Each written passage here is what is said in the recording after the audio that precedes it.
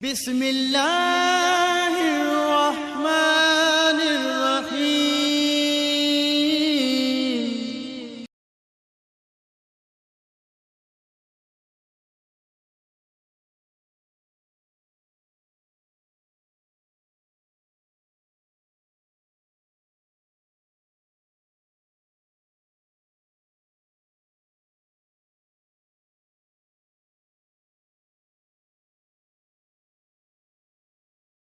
نحمده ونصلي على رسوله الكريم أما بعد فأعوذ بالله من الشيطان الرجيم بسم الله الرحمن الرحيم الله لا إله إلا هو الحي القيوم لا تأخذه سنة ولا نوم له ما في السماوات وما في الأرض من ذا الذي يشفع عنده إلا بإذنه يعلم ما بين أيديهم وما خلفهم ولا يحيطون بشيء من علمه إلا بما شاء وسع كرسيه السماوات والأرض ولا يؤوده حفظهما وهو العلي العظيم صدق اللہ العظیم۔ محترم سامعین، السلام علیکم ورحمۃ اللہ وبرکاتہ۔ میں قاری محمد الیاس آزاد ہزاروی شاذلی اپنے چینل سے آپ کے ساتھ مخاطب ہوں اور خوش آمدید کہتا ہوں۔ میں نے آپ کے سامنے اس وقت آیت الکرسی کی تلاوت کی ہے۔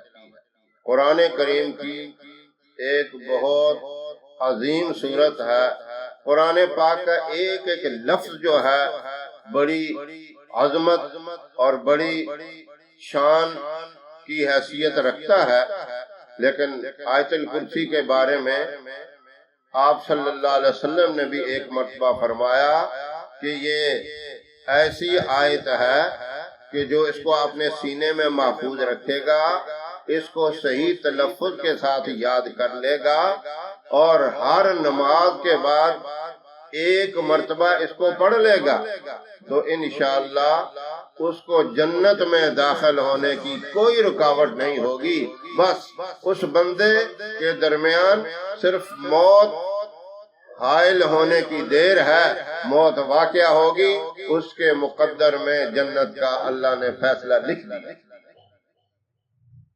کتنی بڑی یہ عظمت ہے، اور اس کی برکت سے اللہ بندے کو گناہوں سے، بری عادتوں سے، برے کاموں سے بھی محفوظ فرمائیں گے۔ جس کے حق میں جنت کا فیصلہ ہو جاتا ہے، اللہ پھر اس کی حفاظت بھی فرماتے ہیں۔ اللہ اس کو 5 وقت کی نماز کی بھی توفیق عطا فرماتے ہیں۔ اور ایک خاص چیز اور بتائی کہ جو آیت الکرسی کو ہر نماز کے بعد ایک دفعہ تو پڑھنا ہے، یہ تو بات ہو گئی، اور اس کے بعد اگر وہ 3 مرتبہ اسے صبح پڑھ لے اور 3 مرتبہ شام کو پڑھ لے، اسے اللہ آگ کے عذاب سے بچائیں گے، پانی کے اندر غرق ہونے سے بچائیں گے، اور اس کو اللہ چوری سے اس کی حفاظت فرمائے گا۔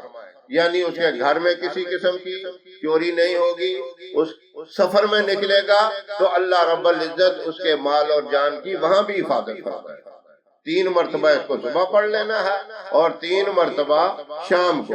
یہ یاد رکھیں، جب 3 مرتبہ پڑھنا ہے تو اول آخر 3 ہی مرتبہ درود ابراہیم بھی پڑھنی، اور جب ہر نماز کے بعد آپ نے پڑھنی ہے تو صرف آیت الکرسی پڑھنی۔ یہ اس کے 2 طریقے ہو گئے۔ دوسرا طریقہ، اللہ اس کو چوروں سے محفوظ رکھیں گے، گھر کے اندر بھی حفاظت ہوگی، اگر سفر میں نکلے گا چوری سے وہ حفاظت پہ رہے گا، اور دوسری چیز پانی میں غرق ہونے سے وہ محفوظ رہے گا. کسی نہر میں، دریا میں، تالاب میں کوئی ایسا واقعہ ہو جاتا ہے، کشتی میں سفر کرتے ہوئے ان ساری چیزوں سے محفوظ رہے گا. اور آگ لگنے سے، گاڑی میں آگ لگی، فضائی حادثہ ہو گیا، اس طرح کی جتنی بھی چیزیں ہیں ان سے حفاظت ہوگی. یعنی آگ سے بھی اللہ اس کی دنیا کے اندر بھی حفاظت فرمائیں گے، اور آخرت میں جہنم کی آگ سے تو حفاظت ہے ہی ہے، لیکن دنیا کے اندر بھی اللہ رب العزت اپنی رحمت سے اس کی حفاظت فرمائے.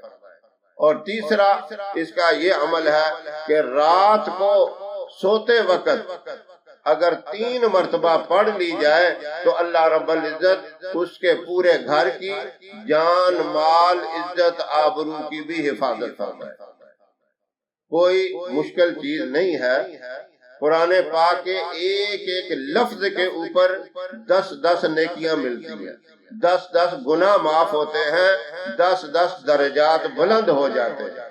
اور آیت الکرسی عظیم چیز ہے اور بڑی شان والی ہے، بڑی عظمت والی ہے. یہ تینوں طریقے ہر آدمی آسانی سے کر سکتا ہے. ہر نماز کے بعد بھی آسانی سے پڑھی جا سکتی ہے. صبح و شام 3 مرتبہ، اول آخر 3 مرتبہ درود ابراہیم پڑھ کے اسے پڑھنا بھی کوئی مشکل نہیں ہے. اور رات کو سوتے وقت بھی 3 مرتبہ پڑھ لینا کوئی مشکل کام نہیں ہے. اکثر میں نے یہ دیکھا ہے، بڑوں سے پوچھا تو یہ کہتے ہیں کہ ہم نے تو آیت الکرسی یاد ہی نہیں کی، ہمیں تو آتی نہیں ہے. بڑا دکھ ہوتا ہے یہ چیز سن کر.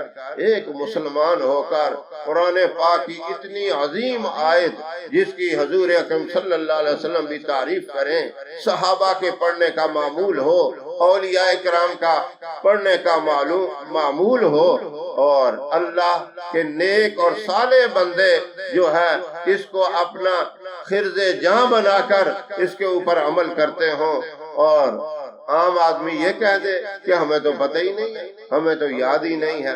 تو کوشش کریں اگر ایک لفظ بھی اس کا یاد کریں، آپ 10-15 دن میں آسانی سے یاد کر سکتے ہیں.